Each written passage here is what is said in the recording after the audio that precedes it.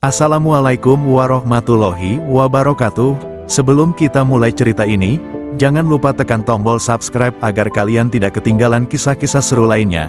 Tak lupa kita panjatkan sholawat dan salam kepada Nabi Muhammad SAW. Semoga kita semua selalu dalam lindungannya. Pernahkah kalian membayangkan apa yang terjadi jika dua kekuatan terbesar dalam negeri, polisi dan tentara, berada di dua sisi yang berlawanan? Ketika hukum dan ketertiban berbenturan dengan disiplin dan loyalitas tanpa batas, siapa yang akan menang? Inilah kisah tentang dua institusi yang seharusnya bersatu, tetapi kini berada di ambang perang dingin yang bisa berubah menjadi konflik terbuka kapan saja. Kisah ini dimulai di sebuah kota yang dikenal damai, sebuah kota kecil dengan harapan dan impian rakyatnya yang hidup dalam kedamaian.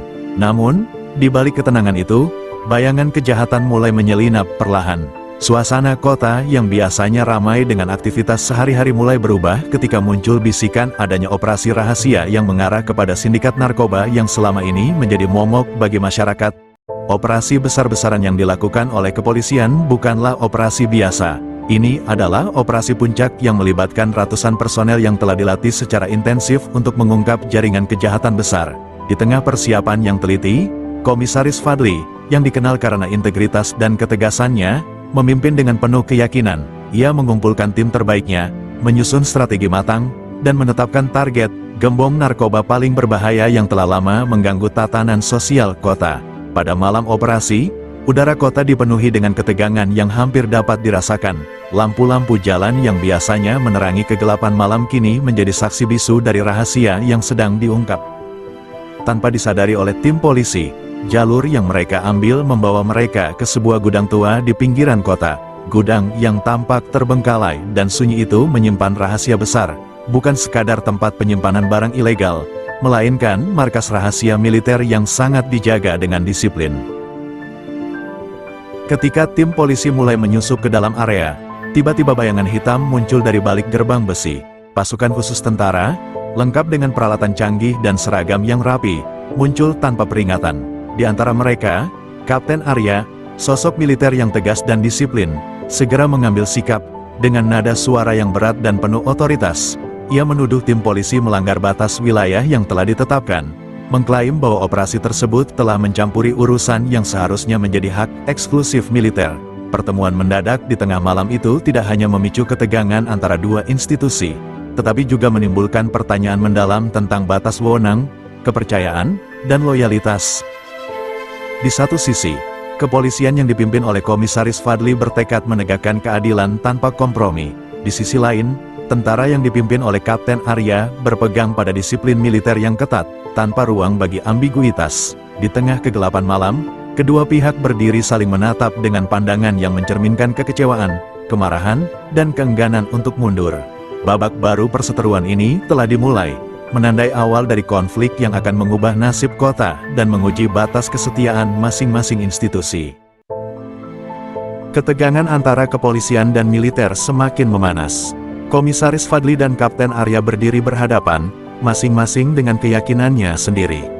Para anggota mereka saling menatap tajam, tangan bersiaga di senjata masing-masing. Hanya satu kata atau gerakan yang salah bisa memicu pertumpahan darah. Kami berada di sini dalam rangka operasi penumpasan sindikat narkoba, tegas Fadli, matanya tak lepas dari Kapten Arya. Dan kalian tanpa izin menerobos zona operasi militer, balas Arya dingin. Ini bukan urusan kepolisian. Fadli mengeraskan rahangnya. Ia tahu betul bahwa wilayah tersebut tidak termasuk dalam daftar area sensitif militer. Tapi mengapa pasukan tentara berada di sini? Apakah mereka hanya kebetulan bertugas? Atau ada sesuatu yang lebih besar yang disembunyikan? Di tengah ketegangan itu, terdengar suara tembakan dari dalam gudang. Semua orang langsung siaga. Tanpa menunggu perintah, tim polisi bergerak masuk, disusul oleh pasukan militer yang tak mau kalah langkah. Di dalam, suasana jauh lebih kacau dari yang mereka duga. Beberapa pria bersenjata sudah tergeletak tak bernyawa, sementara yang lain berusaha melarikan diri. Di sudut ruangan, seorang pria dengan jas hitam berusaha kabur melalui pintu belakang. Itu target kita, seru salah satu anggota kepolisian. Namun sebelum mereka bisa bergerak, pasukan militer mengangkat senjata mereka. Diam di tempat, ini area kami, bentak Arya. Komisaris Fadli tidak tinggal diam. Kau ingin melindungi penjahat ini? Arya tidak menjawab, tetapi gerak-geriknya menunjukkan bahwa ia memiliki agenda sendiri. Saat situasi semakin panas, terdengar ledakan kecil di sisi lain gudang. Para polisi dan tentara segera berlindung, sementara asap tebal mulai memenuhi ruangan. Dalam kekacauan itu, target operasi berhasil kabur. Fadli mengepalkan tangannya. Kau lihat apa yang terjadi? Karena sikap keras kepalamu, buronan itu lolos. Arya menatapnya tajam. Jangan ajari aku cara bekerja, komisaris. Urus saja urusanmu sendiri. Perseteruan ini bukan lagi sekadar kesalahpahaman. Ini adalah awal dari sesuatu yang jauh lebih besar, konflik yang bukan hanya melibatkan dua institusi, tetapi juga mengungkap konspirasi yang lebih dalam. Setelah insiden di gudang tua, hubungan antara kepolisian dan militer semakin memburuk. Komisaris Fadli kembali ke markas dengan kemarahan yang tertahan. Ia duduk di ruangannya, mencoba mencerna apa yang sebenarnya terjadi. Bagaimana mungkin target utama mereka lolos begitu saja? Dan mengapa tentara seakan melindungi buronan itu? Di sisi lain, Kapten Arya juga menghadapi tekanan. Atasannya di markas besar militer memanggilnya untuk memberikan laporan lengkap. Ketika ia masuk ke ruangan, seorang jenderal tua duduk di belakang meja dengan ekspresi tegas. Kau membuat kekacauan, Arya, suara Jenderal Sudrajat berat dan berwibawa. Operasi itu seharusnya tetap rahasia. Kau hampir membocorkannya ke polisi. Arya terdiam sejenak, lalu menjawab, saya hanya menjalankan tugas, Pak. Tapi saya butuh penjelasan, mengapa ada kepentingan militer dalam operasi ini? Dan siapa sebenarnya buronan yang mereka kejar? Jenderal Sudrajat menarik napas panjang. Buronan itu bukan sekadar pengedar narkoba biasa. Dia adalah mantan agen intelijen yang membelot. Dia tahu banyak rahasia negara, termasuk beberapa operasi yang bahkan kepolisian pun tidak boleh tahu. Arya terkejut. Jika benar begitu, berarti kepolisian tidak memiliki informasi lengkap. Mereka hanya tahu buronan itu sebagai gembong narkoba, tanpa mengetahui latar belakangnya sebagai mantan agen rahasia. Sementara itu, Komisaris Fadli tidak tinggal diam. Ia mengumpulkan informasi dari berbagai sumber, termasuk penyelidikannya sendiri terhadap jaringan narkoba yang beroperasi di kota itu. Ia merasa ada yang tidak beres, seolah ada kekuatan besar yang berusaha menutupi sesuatu. Malam harinya, seorang informan rahasia yang dikenal dengan nama Sandi, Hiu, menghubungi Fadli.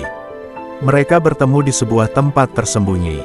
Komisaris, ada sesuatu yang harus Anda tahu. Orang yang Anda buru bukan hanya bandar narkoba biasa.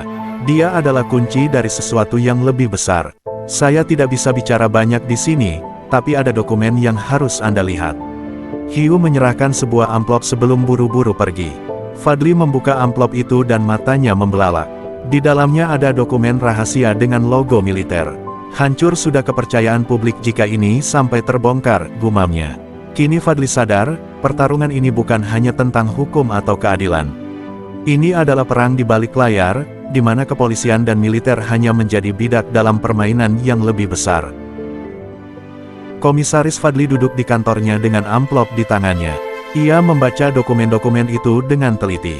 Setiap lembar yang ia buka semakin memperjelas satu hal, ada operasi rahasia yang dijalankan oleh pihak militer yang tidak diketahui oleh pemerintah maupun kepolisian. Di dalam dokumen itu, ia menemukan nama buronan yang lolos tadi malam, Letnan Jenderal Surya Wijaya. Seorang mantan perwira tinggi yang pernah bertugas dalam operasi intelijen tingkat tinggi. Tapi yang membuat Fadli terkejut adalah fakta bahwa Surya tidak hanya terlibat dalam jaringan narkoba, melainkan juga dalam perdagangan senjata ilegal. Sial, gumam Fadli, ini lebih besar dari yang saya kira. Sementara itu, di markas militer, Kapten Arya mendapatkan instruksi baru dari atasannya. Ia diperintahkan untuk menghentikan kepolisian dari ikut campur dalam kasus ini dengan segala cara. Namun, dalam hati kecilnya, Arya tahu ada sesuatu yang tidak beres. Malam itu, Arya bertemu dengan Mayor Satrio, seorang perwira senior yang sudah ia anggap seperti kakaknya sendiri. Kau tampak gelisah, Arya, kata Satrio sambil menyalakan rokoknya. Aku tidak mengerti, Mayor, Arya menghela napas. Jika Surya Wijaya memang pengkhianat negara, kenapa kita tidak menangkapnya secara terbuka? Kenapa kita justru menghalangi polisi? Satrio menatap Arya dengan tajam. Kau belum paham cara kerja dunia ini, Arya. Ada rahasia yang lebih baik tetap tersembunyi. Arya terdiam. Ia mulai merasa dirinya hanya menjadi alat dalam permainan yang lebih besar. Sementara itu, Fadli berusaha menghubungi orang-orang yang bisa ia percayai. Salah satunya adalah Inspektur Andini, rekannya di kepolisian yang memiliki koneksi kuat di dunia intelijen. Aku butuh bantuanmu, Andini, kata Fadli saat mereka bertemu di sebuah kafe tersembunyi. Surya Wijaya bukan hanya bandar narkoba. Dia adalah bagian dari operasi militer yang lebih besar. Andini menghela napas panjang. Aku sudah menduganya. Ada banyak laporan yang hilang, saksi yang mendadak menghilang, dan transaksi uang dalam jumlah besar yang tidak tercatat secara resmi. Tapi yang lebih mengejutkan, ada indikasi bahwa beberapa petinggi militer dan politikus terlibat. Fadli mengepalkan tangan. Kalau begitu, kita harus bertindak cepat sebelum semuanya lenyap tanpa jejak. Tanpa mereka sadari, di luar kafe, seorang pria berbadan tegap sedang mengawasi mereka dari dalam mobil. Ia menekan tombol di headsetnya dan berkata pelan, target sudah bergerak. Kita awasi pergerakannya, jika perlu, habisi. Fadli dan Andini baru saja memasuki perang yang lebih besar. Ini bukan lagi sekadar konflik antara polisi dan tentara. Ini adalah perang bayangan, di mana kawan dan lawan sulit dibedakan, dan setiap langkah yang salah bisa berakhir dengan nyawa mereka melayang. Malam di ibu kota terasa lebih dingin dari biasanya. Di sudut kota yang jarang tersentuh hukum, Komisaris Fadli dan Inspektur Andini duduk di sebuah mobil yang diparkir di area sepi. Mereka menatap berkas-berkas di tangan mereka dengan serius. Kita sudah terlalu dalam, ujar Andini sambil melirik keluar jendela, memastikan tak ada yang mengawasi. Kalau kita terus maju, taruhannya nyawa. Fadli menghela napas. Tapi kalau kita berhenti, mereka akan terus bermain di balik layar, mempermainkan hukum sesuka hati. Andini terdiam. Ia tahu Fadli benar, tapi perasaan tak enak semakin kuat. Tiba-tiba, suara letusan terdengar. Kaca mobil mereka pecah berhamburan. Fadli dan Andini langsung merunduk. Serangan, seru Fadli, langsung meraih pistolnya. Mereka keluar dari mobil, berlindung di balik tembok. Dari kejauhan, mereka bisa melihat seorang pria berbadan tegap mengenakan masker hitam berdiri di atas gedung, senapan sniper masih dalam genggamannya. Siapa mereka? Andini berbisik dengan napas memburu. Fadli menajamkan pandangan. Mereka bukan penjahat jalanan biasa. Ini kerjaan tim profesional. Sementara itu, di tempat lain, Kapten Arya menerima telepon dari nomor tak dikenal. Arya, keluar dari kasus ini, suara di ujung telepon berat dan penuh ancaman. Siapa ini? Arya mencoba tetap tenang. Kau tahu siapa kami? Jangan berpura-pura bodoh. Ini bukan urusanmu. Jika kau terus ikut campur, kau akan ikut tenggelam. Klik, telepon terputus. Arya mengepalkan tangannya. Ia mulai menyadari satu hal, ia juga sedang diawasi. Tak butuh waktu lama, ia mengambil kunci mobilnya dan melaju menuju satu-satunya orang yang bisa menjawab pertanyaannya, Jenderal Sudrajat. Sesampainya di rumah Jenderal, ia melihat sesuatu yang membuat darahnya berdesir. Pintu rumah itu terbuka sedikit, lampu dalam keadaan mati. Arya meraih pistolnya, perlahan masuk. Di dalam, suasana sunyi. Sampai akhirnya ia menemukan tubuh Jenderal Sudrajat tergeletak di lantai, dengan lubang peluru di kepalanya. Arya mundur selangkah, otaknya bekerja cepat. Ini bukan perampokan biasa, ini eksekusi. Siapa yang kau usik, Jenderal? Gumamnya. Di luar rumah, suara langkah kaki terdengar. Arya menoleh ke jendela dan melihat dua pria berbaju hitam mendekat dengan cepat. Tidak bisa tinggal lebih lama di sini, pikir Arya. Ia segera kabur melalui pintu belakang, sementara dua pria bersenjata masuk dari depan. Mereka jelas sedang mencari sesuatu. Kini Arya, Fadli, dan Andini sama-sama berada dalam bidikan musuh yang tak kasat mata. Satu langkah salah, nyawa mereka taruhannya. Satu hal yang pasti, mereka bukan lagi pemburu. Kini mereka adalah buruan. Kapten Arya berlari dalam gelap, jantungnya berdegup kencang. Ia tahu satu hal, seseorang di dalam militer telah mengkhianatinya. Pembunuhan Jenderal Sudrajat bukan sekadar eksekusi, melainkan peringatan. Sementara itu, di sisi lain kota, Komisaris Fadli dan Inspektur Andini masih dalam pelarian setelah serangan mendadak tadi. Mereka kini bersembunyi di sebuah rumah aman milik rekan lama Fadli. Aku tidak menyangka mereka akan secepat ini menyerang kita, ujar Andini sambil memeriksa pistolnya. Fadli mengangguk. Itu berarti kita semakin dekat dengan sesuatu yang mereka tidak ingin kita ketahui. Andini mendekatkan kursinya. Kita harus mencari tahu siapa yang menarik tali di balik layar. Kita sudah tahu Surya Wijaya bukan sekadar bandar narkoba, tapi pertanyaannya sekarang, siapa yang melindunginya? Fadli mengeluarkan dokumen yang diberikan oleh informan mereka, Hiu. Di dalamnya ada nama beberapa petinggi militer dan pejabat pemerintah yang terlibat dalam operasi ilegal ini. Salah satu dari mereka pasti dalangnya, kata Fadli sambil menunjuk nama-nama di dalam dokumen. Namun sebelum mereka sempat berdiskusi lebih jauh, suara ketukan terdengar di pintu. Andini langsung meraih pistolnya dan mengarahkan ke pintu, sementara Fadli berjalan perlahan untuk membuka. Saat pintu terbuka, Kapten Arya berdiri di ambang pintu dengan napas terengah-engah. Kita perlu bicara. Andini masih siaga dengan pistolnya. Bagaimana kau menemukan tempat ini? Arya menatap mereka serius. Aku bukan musuh kalian, aku juga sedang diburu. Fadli menatapnya tajam. Lalu kenapa kami harus mempercayaimu? Arya mengangkat tangannya. Karena aku tahu siapa yang ada di balik semua ini. Fadli dan Andini saling bertukar pandang.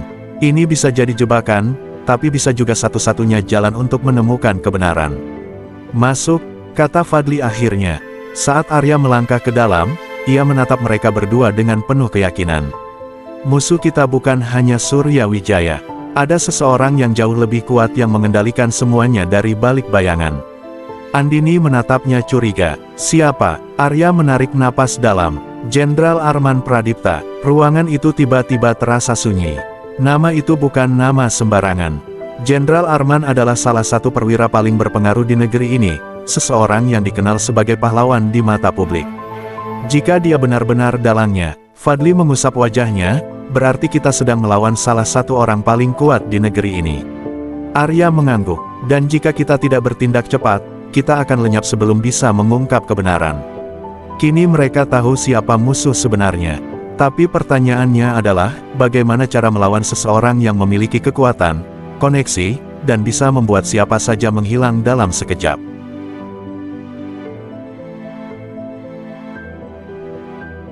Di dalam ruangan sempit yang hanya diterangi lampu redup, Fadli, Andini, dan Arya berdiri mengelilingi meja kayu tua. Peta kota terbentang di atasnya, dengan beberapa titik merah yang ditandai. Itu adalah lokasi yang diyakini sebagai tempat operasi rahasia Jenderal Arman Pradipta.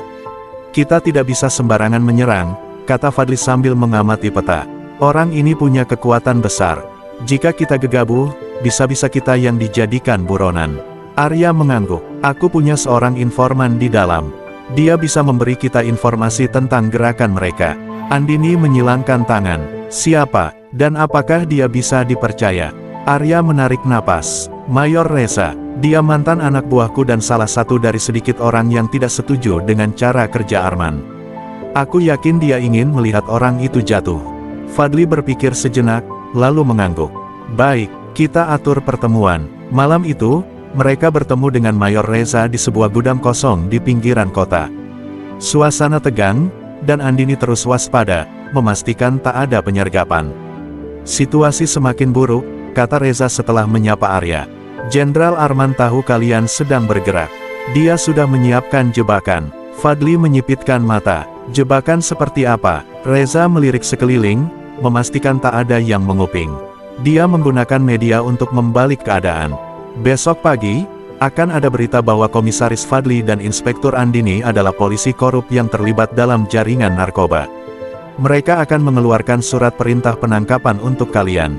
Andini mengepalkan tangan. Brengsek, mereka memanfaatkan kekuatan media untuk menjadikan kita musuh publik. Fadli menghela napas dalam. Kita harus selangkah lebih cepat. Kita butuh bukti kuat yang bisa menjatuhkan Arman sebelum dia menghancurkan kita. Reza mengeluarkan flash drive dari sakunya. Di sini ada rekaman transaksi antara Arman dan Surya Wijaya. Tapi ini belum cukup. Kita butuh sesuatu yang lebih besar untuk menjatuhkannya. Arya menatapnya tajam. Apa maksudmu? Reza mendekat dan berbicara dengan suara pelan. Ada satu lokasi yang menyimpan dokumen rahasia milik Arman, bukti bahwa dia menjalankan operasi senjata ilegal dan terlibat dalam berbagai kejahatan. Jika kalian bisa mendapatkan itu, dia tidak akan bisa mengelak lagi. Fadli menatap Reza lekat-lekat.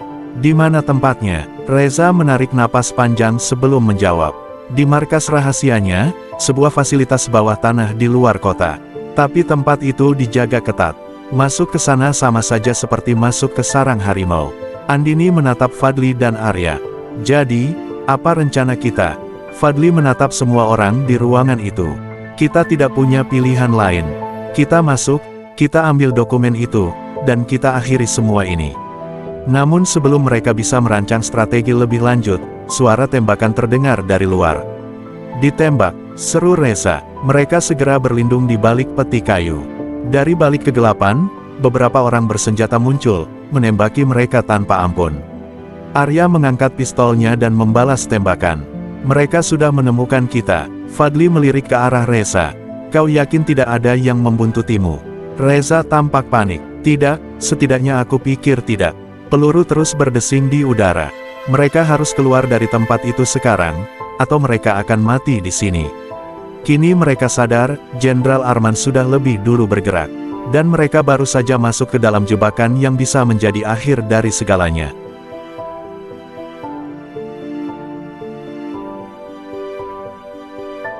Di sebuah gudang tua di pinggiran kota, Fadli, Andini, Arya, dan Reza bersembunyi, mengatur napas setelah pertempuran sengit tadi. Mereka berhasil meloloskan diri, tapi dengan harga yang mahal, mereka kini benar-benar menjadi buronan. Berita sudah menyebar, kata Andini sambil menatap layar ponselnya. Kita resmi dianggap sebagai pengkhianat. Semua unit kepolisian dan militer diberi perintah tembak di tempat jika kita melawan. Arya mengumpat, Jenderal Arman bergerak lebih cepat dari dugaan kita. Fadli mengepalkan tangannya, kita masih punya satu cara. Kita harus masuk ke fasilitas rahasia itu dan mengambil dokumen yang bisa menjatuhkan dia. Reza menatap mereka dengan ragu. Tapi sekarang semua mata tertuju pada kita. Bagaimana kita bisa mendekati tempat itu tanpa ketahuan? Suasana hening sejenak sebelum Arya akhirnya berbicara. Aku punya seseorang yang bisa membantu. Tapi kita harus menemui dia langsung. Malam itu, mereka bergerak menuju sebuah villa tersembunyi di perbukitan. Tempat itu adalah rumah seorang mantan intelijen bernama Bima, seseorang yang dulunya bekerja untuk pemerintah sebelum akhirnya menghilang dari radar. Saat mereka tiba, seorang pria parubaya dengan tatapan tajam menyambut mereka. Kapten Arya, aku kira kau sudah mati, kata Bima sambil menyandarkan diri di pintu.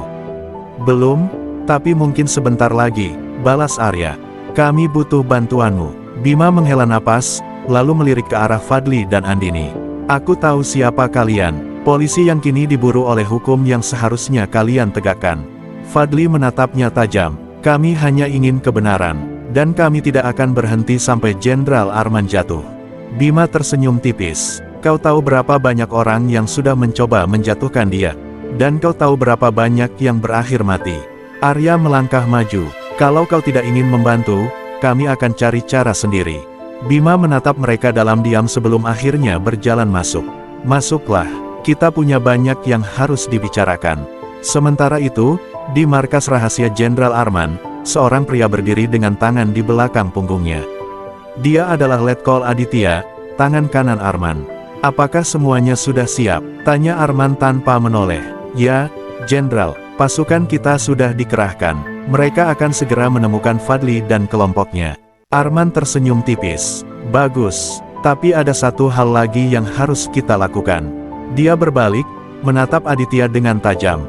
Aku ingin kau menghubungi semua orang yang masih ada di pihak kita di kepolisian.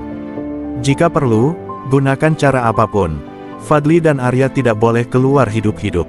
Aditya mengangguk dan segera pergi, meninggalkan Arman yang kini tersenyum penuh kemenangan. Permainan ini hampir berakhir, gumamnya. Yang tidak diketahui Arman adalah, Fadli dan yang lainnya kini tidak hanya melawan dia, mereka juga akan menghadapi pengkhianatan dari seseorang yang mereka anggap sebagai sekutu. Di dalam villa Bima, Fadli dan yang lainnya duduk mengelilingi meja, mendengarkan penjelasan pria itu tentang cara masuk ke fasilitas rahasia milik Jenderal Arman. Ada satu jalur bawah tanah, kata Bima sambil menunjuk sebuah titik di peta. Ini bukan akses utama, tapi digunakan untuk suplai rahasia. Keamanannya tidak seketat pintu depan, tapi tetap ada penjaga yang berpatroli. Arya mengangguk. Jadi kita harus bergerak cepat sebelum mereka menyadari ada penyusup. Andini menatap peta dengan serius. Berapa banyak orang yang kita perlukan untuk ini? Bima tersenyum kecil. Hanya kalian berempat. Lebih dari itu, akan terlalu mencolok. Fadli menghela napas. Baik, kita bergerak malam ini. Namun sebelum mereka sempat merancang strategi lebih lanjut, suara langkah kaki terdengar di luar villa. Brak, pintu mendadak didobrak, dan beberapa pria bersenjata masuk, mengarahkan senapan ke arah mereka. Jatuhkan senjata kalian, salah satu pria itu berteriak. Fadli dan Arya refleks mengangkat tangan, sementara Andini menggertakkan giginya. Mereka terjebak. Dari balik kerumunan, muncul seseorang yang membuat darah mereka mendidih. Mayor Reza, dia berjalan mendekat dengan ekspresi datar. Maaf, teman-teman, tapi aku tidak punya pilihan. Arya menatapnya tajam. Kau menjual kami. Reza menghela napas.